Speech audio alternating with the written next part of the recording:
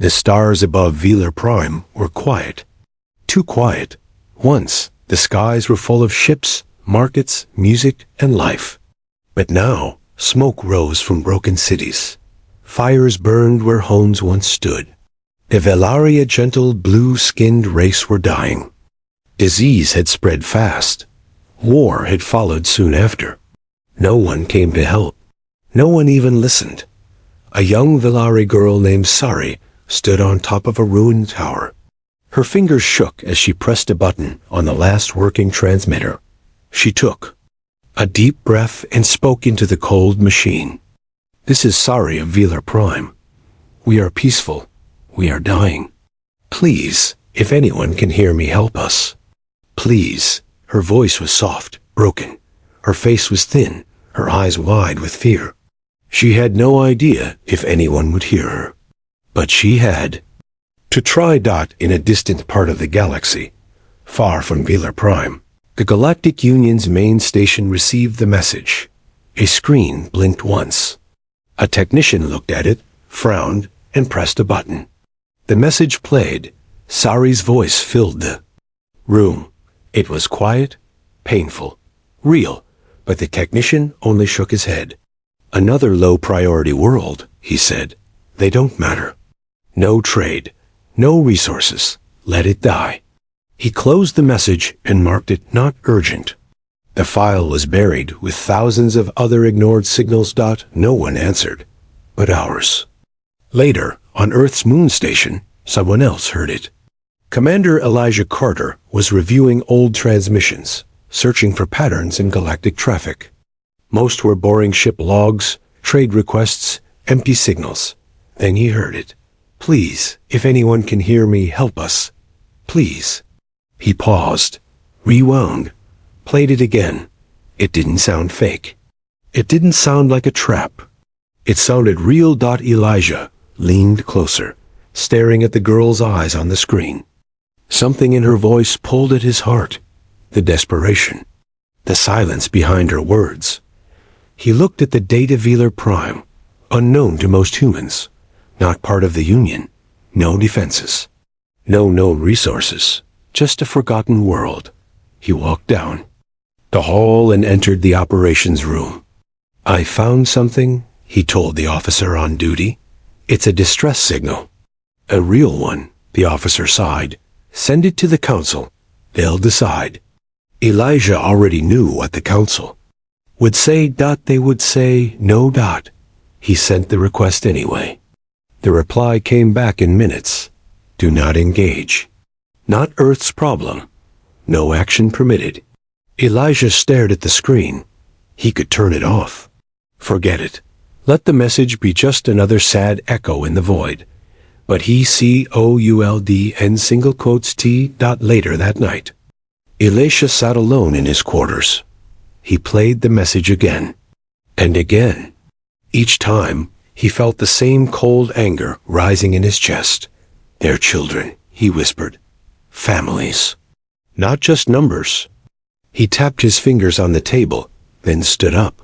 He opened a private channel to an old ship, a small one, fast and quiet. "Prepare the Raven. We're going off record." Back on Velar Prime, Sari sat alone in the tower. Days had passed since. Her message. She had no food, no medicine. Her people were hiding in caves and ruined buildings. She stared at the stars. Her eyes filled with tears. No one had come. She began to whisper to herself. "They didn't hear me, or they don't care." But far away, in the dark between stars, the Raven broke through the void, its engines quiet but steady. One man sat inside, watching Sari's message on repeat. Commander Elijah Carter had made a decision. He didn't have permission. He didn't have backup, but he was coming. Because someone had to. The alarm buzzed red inside Elijah's cockpit. A message blinked. "You are in violation of Earth galactic law. Turn back immediately." He stared at it, unmoved.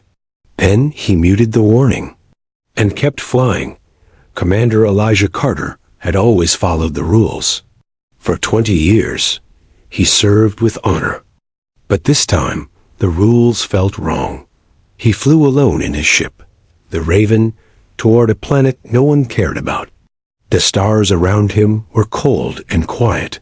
His only company was the repeating message from Sari. "Please, someone help us." Elijah rubbed his face. His eyes were tired, but his mind was sharp. Every part of him said this was madness. He had no backup, no orders, no help. And yet he felt no regret. Back on Earth's moon base, an emergency meeting was called. Officials stared at the screen where the Raven was marked in red. Why would he go? One asked.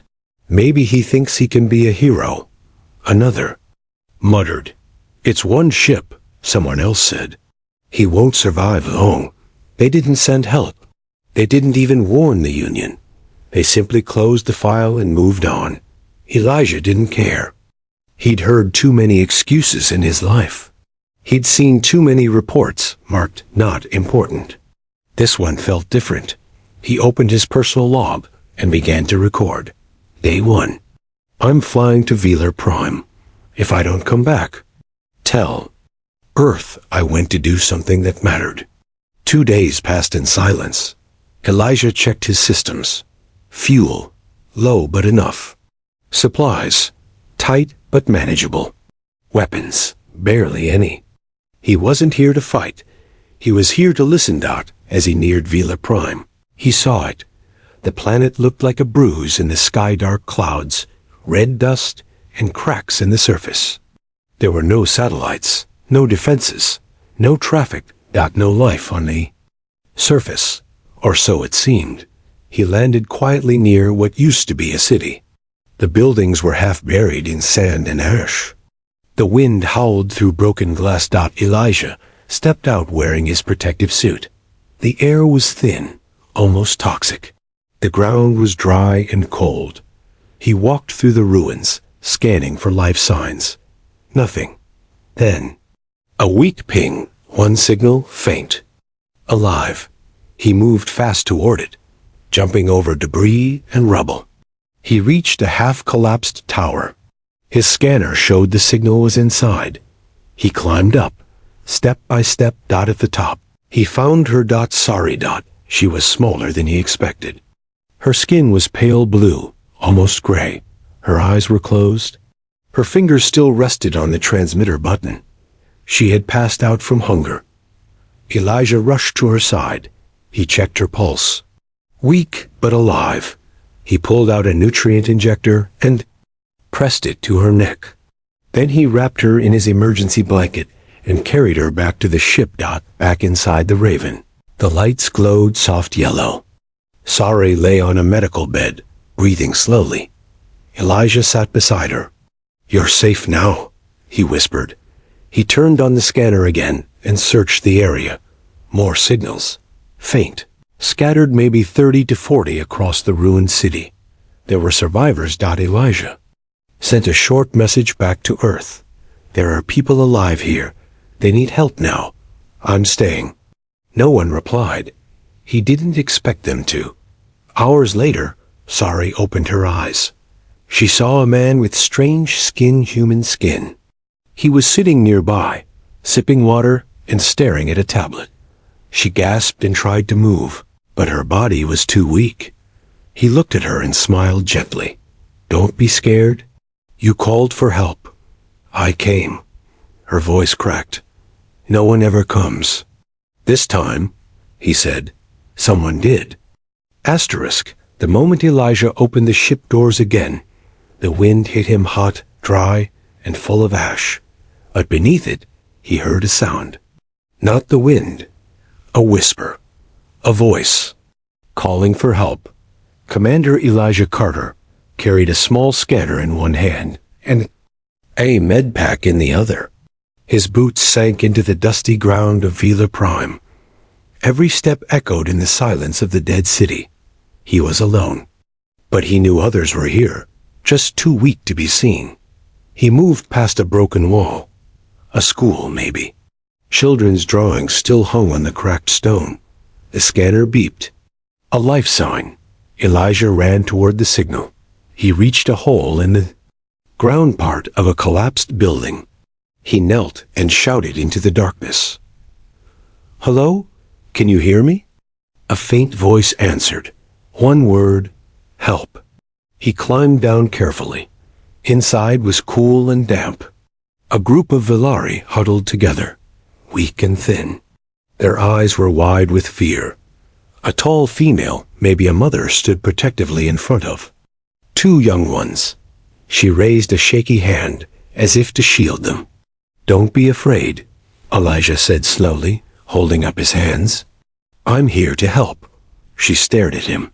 Her eyes filled with disbelief. "A human came?" Elijah nodded. "You asked." I answered. He handed them water, wrapped them in thermal blankets, and scanned each of them. Their conditions were bad dehydration, fever, infections. He gave them emergency medicine. They had no idea what it was, but they accepted it. They were too tired to fight. Too broken to question. Elijah tapped his communicator. Found 6 more, one barely breathing, taking them to the ship. No one answered, just silence. He sighed. "Still alone," he whispered. Back aboard the Raven, Elijah turned the med bay into a shelter. The lights were dimmed, the air was filtered, and the heat slowly returned to life-saving levels. Sari sat up, watching the newcomers. She looked stronger today. Her color had returned slightly. "You found more," she said. "Yes," Elijah replied. "I'll find the rest too." "Why?" He looked at her. "Because no one else will." Day after day, Elijah searched the ruins. He found a doctor hiding in a cellar, a wounded elder, lying beside a fallen statue, 2 siblings in an abandoned tram, holding hands even in sleep. Each one had given up hope. And each one opened their eyes again when they saw him, the human, the one who came. The city wasn't completely dead. Was close. Food was gone. Water was poisoned. Medicine didn't exist anymore. Elijah shared everything he had. Soon, his supplies began to run out. He sent one more message to Earth. "Velar Prime is alive, but barely. I need backup. Or at least more medical supplies. Please." No reply. Just the quiet hum of the stars. That night, Elijah sat outside the ship. He looked up at the sky, stars shining over a ruined world. Sari came and sat beside him. She wore a borrowed coat, far too big for her. "They said no one would ever come," she whispered. "They were wrong," Elijah said. She looked at him. "But what if you leave?" He shook his head. "I came to stay." A soft wind passed over the ruins, carrying dust and forgotten prayers. But in the middle of that silence, hope had returned. It wasn't loud. It wasn't bright. But it was real. And it had a name. Humanity. The ship came down from the cloud sleek, silver, and marked with the golden crest of the Galactic Union. Elijah watched it land and whispered, "Finally, they came." He had no idea they weren't here to help. They were here to silence him. 3 weeks had passed since Elijah landed on Velar Prime. The med bay of the Raven was full now wounded Velari, recovering children, even one elder who'd lost his voice, but kept humming songs from the old world. Elijah worked day and night. He sent updates every day to Earth and the Union videos, medical data, proof of survivors. And finally, the Galactic Union responded. A delegation arrived. 3 officers, 1 judge, and a diplomat. Their uniforms were perfect. Their faces cold. Elijah met them at the landing site. "Welcome to Velar Prime," he said. The lead officer stepped forward. "Commander Carter, you are in violation of multiple codes. This world is not under human protection.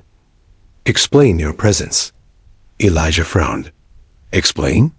I'm saving lives. We've reviewed your reports. They seem exaggerated." Elijah took them on a tour. He showed them the med bay, the sick children, The burned shelters he had turned into homes. The cleaned wells. The faces of the Valari no longer hopeless, but still afraid, still healing. The Union officials took notes. No emotion. No words of comfort. Later, in a quiet meeting inside the Raven, the Union diplomat crossed her arms. You claim hundreds of survivors. We saw only a few. They're hiding. They still don't trust strangers. That's convenient, she said sharply. No records, no witnesses, just your word. Elijah slammed his hand on the table. You think I made this up? That I faked their pain? You acted without permission, she snapped. You used Earth technology on an unsanctioned world. That alone is grounds for arrest. Elijah leaned forward. I didn't come to follow rules. I came because a child begged for help. The room fell silent. Outside, Sari stood near the ship, watching the officers whisper among themselves. She looked smaller again, less confident than before. One of the Union guards stared at her like she was a bug. These creatures are barely advanced, he muttered. And we're wasting time. Sari didn't understand all the words, but she understood the tone. She looked away. Later that night, Elijah recorded a message. They came, but not for the right reasons. They don't believe me. They think I'm lying. I don't know what will happen next. He looked over at the sleeping forms on the med beds. Valari children, breathing slowly. But I won't stop. Even if they call me a criminal, I'll stay. The next morning, the Union officers made their decision. This world is no longer under observation. The humanitarian effort is unauthorized. Commander Carter will be recalled. Elijah stood silent. Then he spoke. No, I'm not leaving. Then you'll be left alone, with no supplies, no protection. I've been alone since the first day, Elijah said. And still they survived. The Union ship left that evening, rising into the sky without saying goodbye. But as it vanished into the clouds, one of the officers stayed behind. A young medic, human. She stepped up to Elijah. They ordered me to go, but I couldn't. Why? Because I believe you. For the first time, Elijah didn't feel alone. The Union had called him a liar, but the truth was standing beside him, alive, breathing, and rebuilding. One day at a time. The message began to spread, not through official channels, but through whispers. A human saved a dying world, while the Union turned away. And somewhere across the stars, a rogue pilot whispered, "Tell me where he is. I'm bringing supplies." The Galactic Union was gone.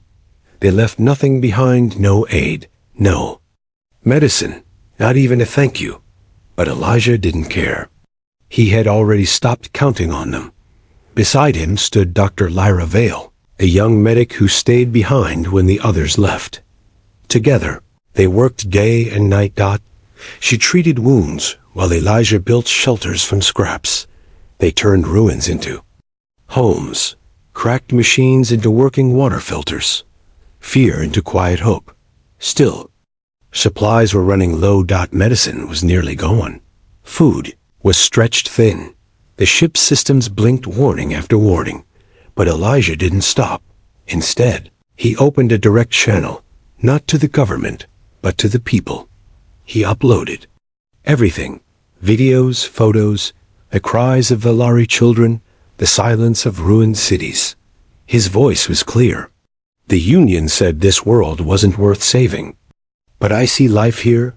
I see people. If you can help, we'll take anything. At first, it was silence. Then one message.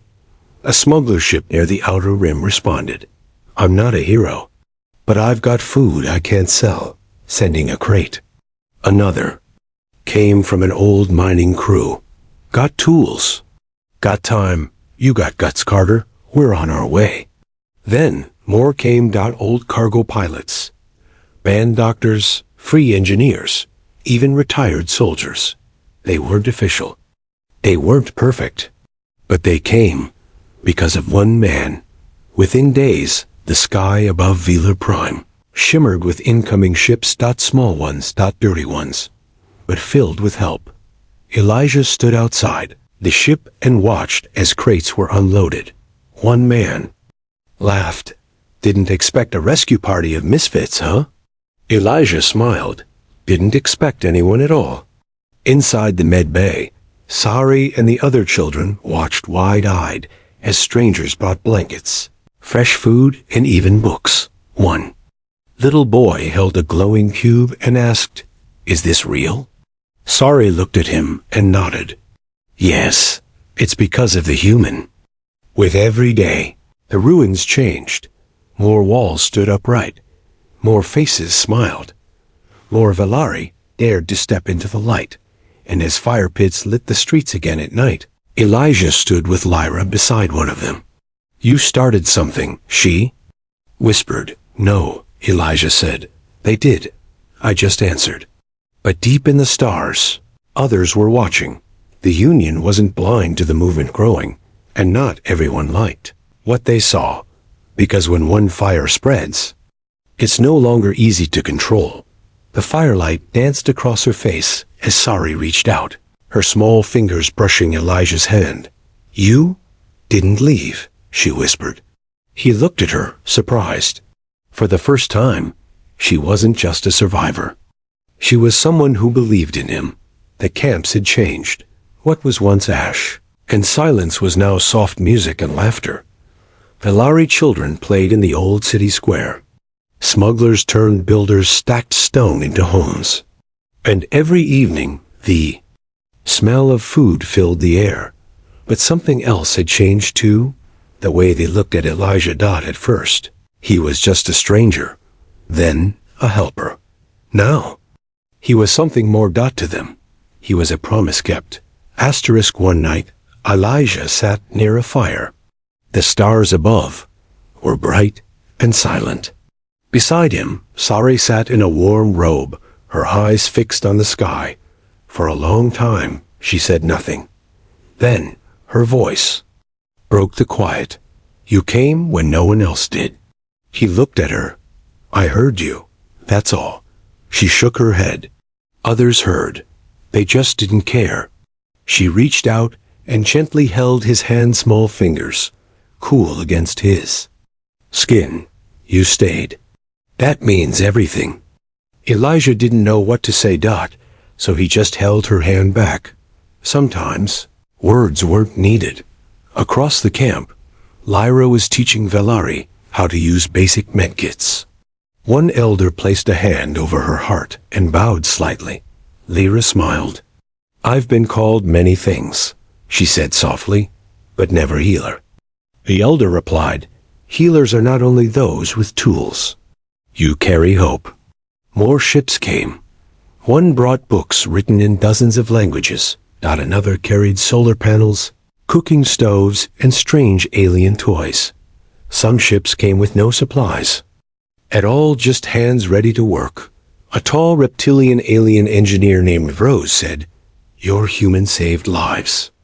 We want to help him finish what he started." And every evening, they gathered in the center of the Camp Velari, humans and others. They shared stories, songs, even games. No more hiding. No more silence. One night, the Velari lit small blue lanterns and placed them in the air. They floated upward, glowing softly against the stars. Sari explained, "It's an old tradition. When we're grateful, we light the sky." Elijah watched as hundreds of lights rose into the night. One drifted near him. He caught it gently, then let it go. "Beautiful," he whispered. Sari looked up at him. "You're part of our story now." But while the camp was filled with light and healing, in the shadows of the galaxy, voices whispered in anger. Powerful ones, cold ones, the Galactic Union, had ignored the cries of a dying world. Now, they feared the world that had learned to stand without them, and the human who lit that fire had just become too dangerous to ignore. A single video went live raw. unedited, real. The Lari children, once starving, now laughing. One of them looked into the camera and whispered, "He saved us. The human saved us." Within an hour, half the galaxy was watching. The video had been recorded by Lyra. It wasn't fancy. No special effects. No speech. Just truth.